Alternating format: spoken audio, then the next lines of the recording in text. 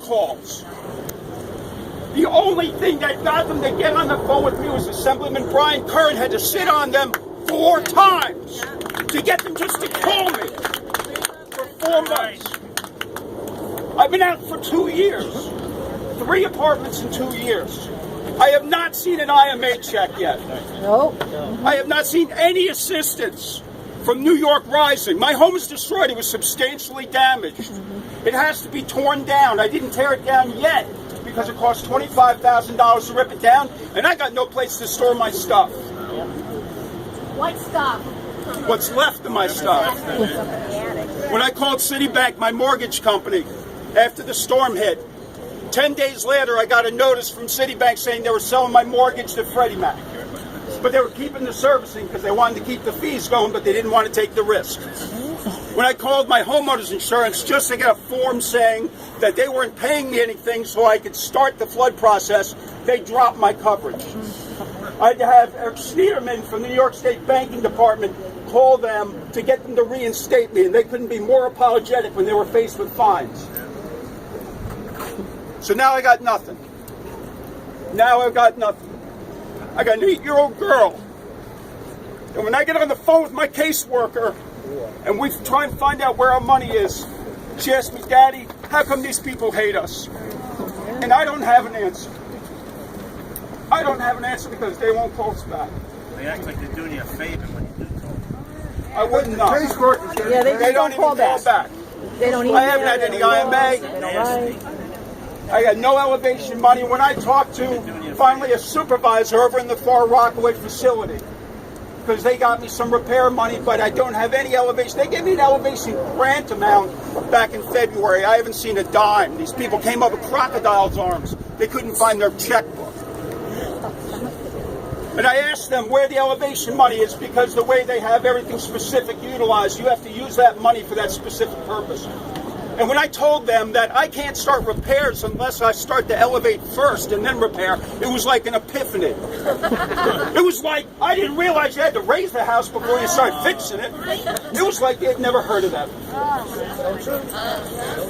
So this week, I had to call Citibank and ask them about the process for a deed in lieu. Because I'm throwing in the goddamn keys. I'm done. And that's because of New York Rising. So now I got a mortgage, I got to get foreclosed on, I'm living in a substandard apartment with my 8-year-old girl, and that's Cuomo, and that's Cayman, and that's the caseworkers that won't get back to me. That's who killed me. So I'm done. Thank you.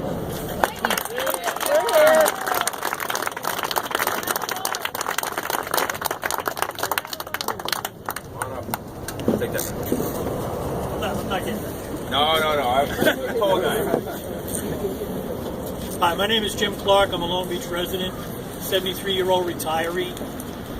And I've lived in Long Beach for 35 years. I raised my kids here, right here. My grandson over there. And our house was destroyed by Superstorm Sandy. Declared 100% damaged. And we made the same promises that I guess just about all of us were in the beginning. The same statements made to us. And we proceeded on that basis. We demolished our home. We put in a new foundation with a helical pile.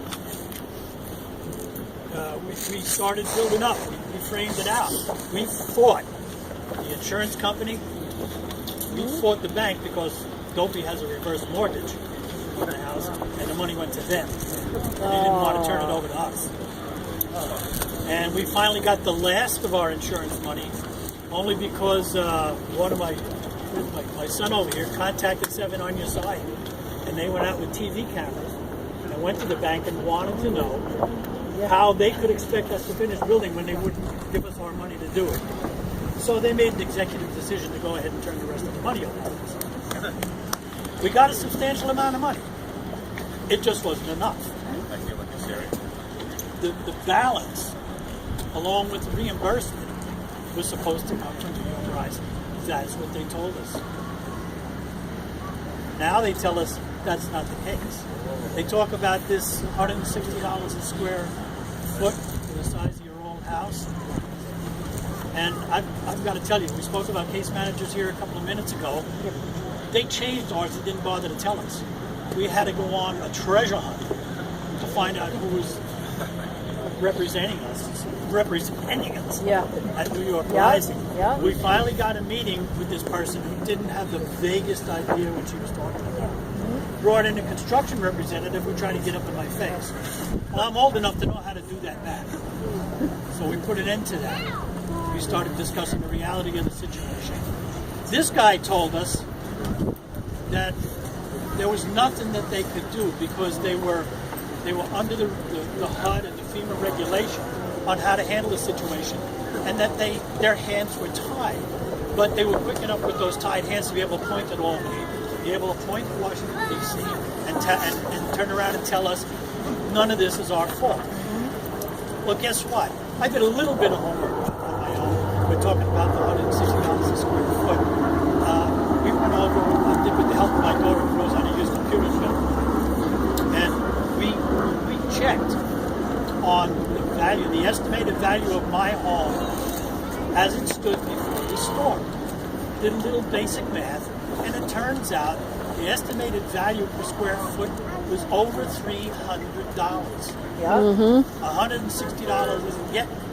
Yet the construction representative that we spoke to at New York Rising told us, we know that, it's not real, but we can't do anything about it.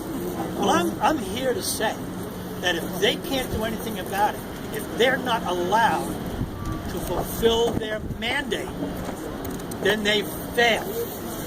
They need to be gone. This program needs to be gone. It's ridiculous. It can't work. They won't let, according to them, they won't let the people who work there do the work. Yet they put them up in hotels here because they don't live in the area. They're paying their salaries here, and whatever benefits they get, they're paying it. You want to know where the money's going? Where Yep. our money's going? Jobs program. Jobs. This can't go on. Not It's jobs gotta for us change either. The entire program, from the basic idea of the value of our homes up until how we're paid and how we finish doing what we have to do to come home and get our lives back, has got to change. Our personal funds are gone. Just about all of our insurance money is gone.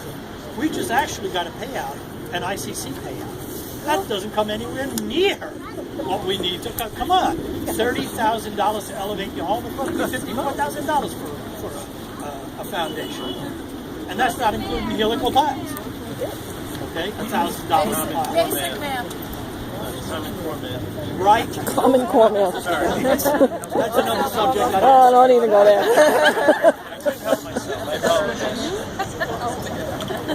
My main point here, trying to keep it simple and trying to keep it short, is that this program, this system is a complete failure. That's right. Stop. It needs to change. They're supposed to be here to help us, and they're not. They've got to go so we can get back home. That's right.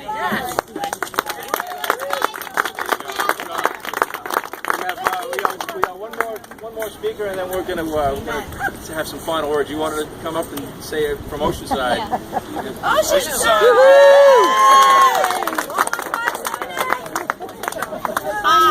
You know what? Everything has really been covered by everybody else, but everybody has a slightly different situation. I'm from Oceanside. I live with my parents who are 84 and 90 years old in a house we lived since 1956. And my mother and her parents were from Long Beach from 1940, and I was born in the Long Beach hospital that doesn't exist Wow. anymore. Okay? That's tomorrow. Tomorrow's rally. At City Hall. Outside. 2 o'clock. We all basically have the same problems, although different for everybody else. I'm just going to cover two things that didn't go into too deeply with other things. One was the duplication of benefits. How the hell can New York Rising say they are not covering our luxury items like our granite counter, window treatment, tiles in the bathroom, etc., etc., and then have the absolute audacity to deduct it from what the award will ever come to, which I have no clue at this point, when they say they're not doing it as a duplicate. My insurance company paid me for it, but yet they feel the need to then take $20,000, $30,000, $40,000 off of what I got from an award that they're probably going to end up saying I owe them money. Yep, that's right. Okay? That's wasn't really gone into here a lot. We never heard anything about it. We were told, do it. They knew from the beginning we did not have a mortgage. My parents, and I'm sure a lot of people here, were lucky enough to have that American dream and pay off a mortgage, own their own home. Rachel Weeder, Governor Cuomo's special assistant, gave me the forms that New York Rising gave me. They knew we had no mortgage. She told me to complete it. Completed it. Brought the all supporting documents. Hand-delivered it to our friend, the supervisor of IMA, Ezrin McDaniels. Everybody knows who he is. Who now has everybody's personal information. They never had the decency to tell us, if you do not have a mortgage, you don't get money. All right, I know it's difficult for people with a mortgage and with rent, but you know what? At 94 years old, my father is not going to get a job and go out and make money for rent since you don't get rental assistance. And why couldn't they have the decency to tell people, again, a change, a change, a change? Yep. It is just disgraceful how they treat all of us, and there's really nothing to say. I have to say, I want to thank you, Kevin, for inviting me. You're very welcome. Thank you, Howie, and WGBB for having us. And thank you, a special thank you to all the girls, especially Beth and Michelle from Adopt a House and Sandy Support Massapequa Style, who were kind enough, since Oceanside sort of fell off the grid, seniors fell off the grid there, and anyone that couldn't use a computer, and they were kind enough to take me in and take all the stragglers that had nowhere else to go into their grid. We're adopting you!